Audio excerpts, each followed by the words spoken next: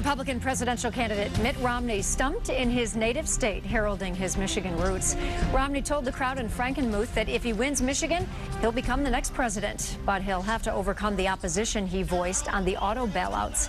7 Action News anchor Stephen Clark spoke one-on-one with the presidential candidate about how he plans to win the key states of Michigan and Ohio, despite his disapproval of the bailouts.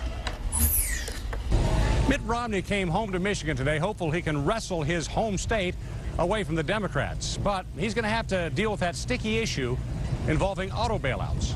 The next president of the United States, Mitt Romney. It's called the Every Town Counts Tour, but it's really the Mitt Romney Recapture Michigan Tour today, a state that has been won by the Democratic nominee every election since 1992, but is now a virtual dead heat. I think you said if you win Michigan, you will be president.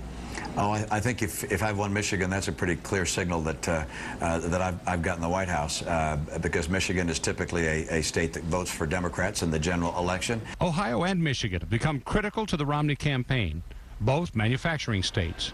Both states where he'll have to explain his opposition to the auto bailouts. Well, what I said was the companies needed to go through a managed bankruptcy, and the president finally came around to that way of thinking himself, and therefore General Motors and Chrysler went through the managed bankruptcy I recommended from the very beginning. Romney told me that if he'd had it his way, taxpayers could have saved $10 or $20 billion. We had the same objective, which was to save the auto industry, get it on a more sustainable basis, and now you're seeing it come back, and I'm delighted. Could not be more pleased. Now the question is, who's going to help it going forward? And the best thing I can do to help the auto industry is to make sure that more Americans can buy cars. You can bet here in Michigan and probably in Ohio, the Obama campaign will be hammering Mitt Romney with his own words. Let GM go bankrupt. Coming up at 7, we're going to talk to Ann Romney about being on the campaign trail back at home here and her plans for the next 4 years. In DeWitt, Stephen Clark, Action News.